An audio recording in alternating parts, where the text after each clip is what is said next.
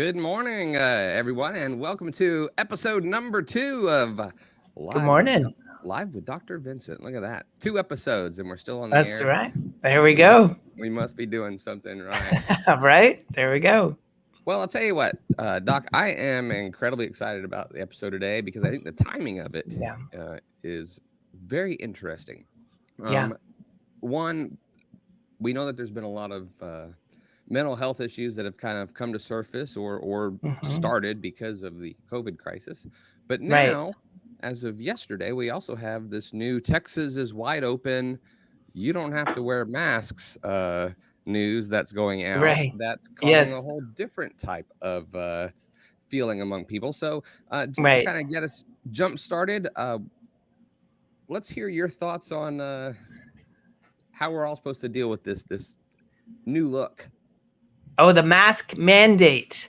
Well, I guess honestly, it goes back to Texas roots as far as more of a libertarian. I don't know. I'm not going to get political at all, but I do know Texas as far as their business practices and being a non-union right to work state, across many fields. I really feel Governor Abbott's statement was that the government shouldn't intervene in this decision. And I guess unfortunately that's been misinterpreted as like we can tear off our mask. Actually, my son, he's 9 years old. He's at Bay Area Christian. And he said that when his teacher made this announcement that all of him and all his peers literally ripped off their masks in this joyous celebration and they like threw them onto the ground. So I don't think that was the spirit of Governor Abbott's decree. I mean, basically he was just saying this isn't a realm for the government to intervene in, but every family, every person, and every business, every institution should be making that decision. So that's my take on it. I think we should still wear masks. I think masking has been very effective in decreasing, the disease. I haven't seen it. I literally have not seen a single case of the flu. I used to see, of course, hundreds of cases. So I think it's working. That would be my message: is continue to wear masks, and then also respect. If maybe one family decides that they don't want to wear a mask, maybe they already had COVID, or one institution believe strongly that you should still wear a mask. I really feel that some respect is due. Just be respectful, be a good, courteous, friendly neighbor, and just fit right in. I think that's great, and that would be wonderful. But let's face it, it's Texas, and it's Southeast Yeah. Texas, and we know how things are potentially going to happen. Right. So, how do people deal with the anxiety that's going to be surrounding this? I'm a mask wearer. I'm still being cautious, but Yes. nobody else is respecting it. Right. Oh, I mean, that's a tricky one. And I really think that gets into the root of what COVID has done just to our psyche, as a whole, as a whole society. It's very fearful. And I think the fear is rooted in a lot of respect for the elderly, respect for those with, underlying conditions. And so, and we know that, COVID is very hard on those kind of people. So what to do about that? I don't know. I mean, you can't legislate people being kind and friendly. So I guess that would be the downside to removing the mandate. That's a tough one. No, that's understandable. When do I know though that the anxiety that I'm feeling, whether it's pre no mask or now, Yeah. the emotions that seem to be taking control of my decisions and my life now, when do I know that it's time for me to go and see somebody or potentially become an emergency? Right. Oh, that's a good one. Yeah, because I feel the bigger issue is that everybody's psyche has really been under so much strain. That's on the one hand. And I also know on the other hand that the healthcare system itself is stretched so thin. I would say mental health resource is a scarce resource. And that's happened to many supply chains or whatnot during the COVID. Remember when there was like no toilet paper, when there was no masks, there no vaccine shortages, everything is a shortage. So I do want to talk a little bit about the mental health care as a shortage itself. So it's kind of a big question. When do we go get help? And I think the real answer to that is just like we kind of got creative, when there were no masks to be found. Maybe I know my sister actually started making homemade masks. So I think applying that same strategy, that same survival strategy to your mental health would be, I would say, deploy all of the mental health resources that you have in your sphere right now. So that would be, sorry for that noise in the background. We're making some big upgrades here. So deploy everything that you have in your toolkit as far as your own mental health, things that you should do. Reach out to your friends, do some exercise, walk around outside, everything that you can do, meet with your faith-based counselor or pastor, all of these things. I would say that would be the starting point, is to be good to yourself and do the things that you should do. Talk to a trusted friend, set up a Zoom, with your family members, all of these things to make sure that you're filling yourself up as much as possible. Tear to the office. We're a very busy ER today. So then I would say when those fail, when you're having trouble sleeping, when you're having thoughts of maybe hurting yourself, when you're feeling that there's nowhere else to go, I think that's the time to go get professional help. What role does an emergency facility like Elite Care play when it comes to mental health? That's such a good question. And kind of back to my first thing, mental health resources are very scarce. I know that, so I have 2 teenagers. That's my other realm of expertise. I have these 2 teenagers, and we were going through a season where we just needed a counselor, nothing too drastic. And I know that the wait list from our pediatrician to just to talk to a professional counselor was about 6 to 9 months. So we identified a need. It's like, hey, let's deploy this resource. It's like, whoa, there's such a long wait. So I think what's good about us is that we're always open, and we can handle them. If it gets to very drastic, where you're literally like everything has come unglued, or maybe you're hearing things, or you're really considering hurting yourself, we would kind of be like that last resource, which is always available, and you can come in anytime. Gotcha. No, totally understand there. By the way, if you're watching here with us live and you have questions that you'd like to ask the doc, that's why we're here, to answer those questions for you. Have you noticed an increase in depression and other mental health issues? I would say absolutely. And it would be, I see it, if we see this very sadly, we see people who are at this kind of, right before the end. Very sad that I do work at a trauma center where we've seen people that have made attempts on their life, even like I've seen all of that go up. I also see it amongst myself. I wrestle with these issues, my colleagues, the nurses, the staff. Like, it's been such a strain on everybody. I'm basically seeing the effects of this from top to bottom. Gotcha. So I may just throw out, so it's okay. Like, it's okay. Like, if you're wrestling with these things, I think what the pandemic did is, say you never had depression, you've never had any anxiety, you've been very happy your whole life. The strain of the pandemic has been so strong, has been so heavy, that I think everybody's neurotransmitters are worn out, if I can use a little scientific lingo. So your feeling of happiness, of course, we're starting to get some understanding is really governed by neurotransmitters, serotonin and norepinephrine. And, happy life where you do some stressful things and then you replenish by resting and having fun. This balance is out of whack, I would say, for everybody. And so as you deplete those neurotransmitters, that's when you get that feeling of either fatigue or glumness, thoughts of hurting yourself or worse. And so that's where medical, science can step in. I'll say it like this: there's nothing wrong with you. Maybe you just need a little boost in your neurotransmitters. That almost sounds like it belongs on a T-shirt. I need a boost in my neurotransmitters. And my neurotransmitters. That's right. As a parent, because a lot of people who watch this and follow the ER are parents. what are signs and things that parents should watch for as warnings that maybe there is a mental health issue? And I'm not just talking about depression and anxiety, but even something like ADHD, which many might say is overdiagnosed these days. I've heard that before from others. So what are things across the gamut there that they should be aware of and watching? I think one of the easiest to measure would be like a drop in school performance.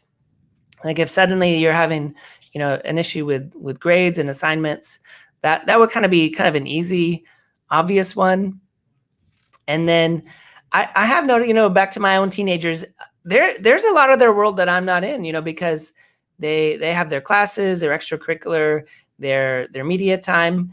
And so there is a lot of the world. I would advise, I think every good parent should have some time where they just, talk to their teenagers, just, see how it's going, just open that dialogue. So I did something real important for my kids. So they go to Clear Springs High School and they leave to beat the car line around 6:30 a.m. So this morning at 6:15, I actually rolled out of bed and I, started talking with my teenagers. And I was amazed at how much they had to tell me. We only had about 12 minutes together, but they both had quite a lot to tell me about their classes. And I have one that's going on an interview today. And we actually launched into like the government's involvement in global warming. Anyway, we just launched across this whole gamut of topics. So I think if you have a good line of communication with your teens, and then you can notice things more easily. You can notice if they're feeling glum or if they're, have things to talk about. Awesome. Leslie has a question for us here. She just chimed in. How can someone tell the difference? Because let's face it, there's been a lot of moments where we've all panicked. Just the word toilet paper can cause issues for some, right? How can you tell the difference between a panic attack and a heart attack?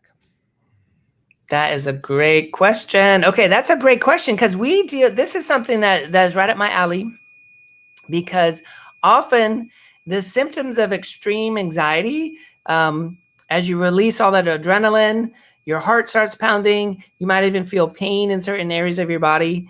And then you overlay that with this feeling of fright and feeling like you might actually, might be the end. Has a whole set of symptoms, which is very scary, and it's definitely an emergency.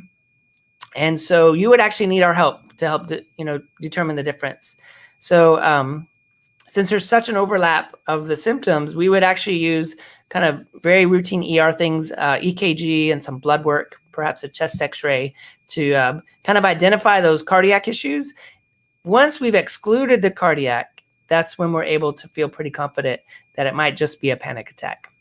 And if it is a panic attack, there's a great medicine. It's almost like an antidote for these kind of things we can provide to, get you right on track. Excellent. I won't lie. That's something I've often wondered myself. Because the last thing I want to do is, maybe it's a guy thing, but I don't want to be the one that shows up at the ER and finds out it was just a panic attack, sir. You just need to relax, So, which is another, kind of falls along that mental health thing, the ego and the, maybe even the fear of not wanting to know what it was.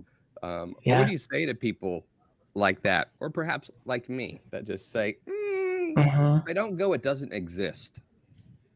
Right. No, this is really good because I think, there's one little caveat is that it could just be a panic attack, but it could be so stressful on your body that if you have, say, hardening of the arteries already or underlying, it might actually trigger that. So there literally could be an overlap. So the strategy is you have to exclude confidently that it's not the heart. I actually look at it almost opposite.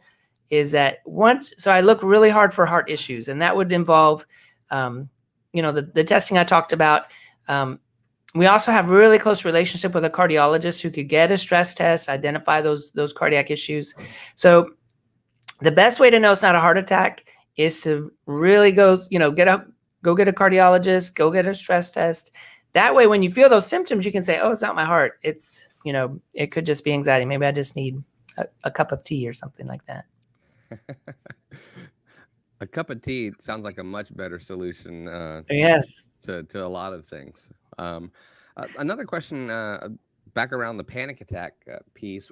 Someone has asked if kids can have panic attacks, and as a parent, how do you recognize it?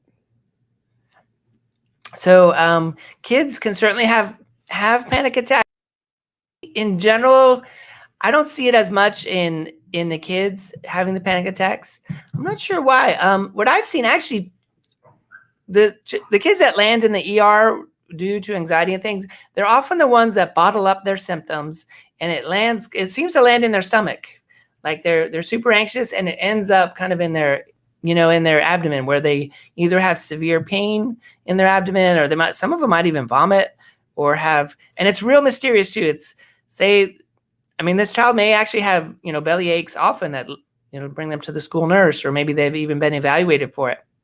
So I would say that would be kind of the sneaky way that kids manifest their anxiety and panic, would be kind of abdominal symptoms. Interesting. That makes sense. Mm-hmm. That makes sense. As far as being able to cope a little bit better with these things, what role does and would you suggest that we all incorporate exercise into our lives? What role does exercise play in helping with mental health? So exercise is super important. Of course, it's super important. It gets you outside, which can help. It can release, some endorphins and things like that. It can also help you kind of feel better. You might feel more confident about how you're, looking and feeling. So exercise is good. I'm in my mid 40s, so I'm kind of on that constant battle to, try to get out there. I went for a run yesterday. It wasn't like I used to when I was younger, but it was a beautiful day. I went for a run, and I actually felt like I felt great. So I think that's a really good tip, actually. Gotcha. I know that you're on a bit of a tight schedule today. It's busy there at the ER, but we did have one more question that came in, and that was just, and we may have touched on it here and there, but someone that is watching now was asking, what are some techniques you can use to ease the panic or anxiety attack? I think that's such a good question. I think if it's happening frequently, it's time to go to your family doctor. There's ways to, you can kind of breathe through it, and maybe you can try to minimize the triggers. But I think if you're having them frequently, or if they're just like hitting you when you're on the couch watching TV, that would indicate literally that your neurotransmitters are low. And so you can try to do, relaxation techniques, but probably the better answer is that you need to kind of replenish those stores. And, that would be, your class of medicines called SSRIs. That would be like your Zoloft or your, pros, things like that can actually replenish those neurotransmitters. Now, what's good about, well, it's not good, but if you have anxiety because of a pandemic, and you don't have, if you weren't prone to mental health disease before, most people would just need a 3 to 6 month course. I think it happens to soldiers in their training. It happens to, doctors in their training, very rigorous season of life where, where you might just be under like 2 or 3 years of extreme stress. Those neurotransmitters get depleted. You might just need a 6 month course, and you get everything kind of back on track. That I don't have a lot of experience with that as an ER guy, but I know family medicine doctors, pediatricians, internal medicine, they would be really good. So if you're feeling that you need to breathe through it a lot, that might be a good time to just go see your doctor and get on something for a short course. That's a good question. Yeah, absolutely.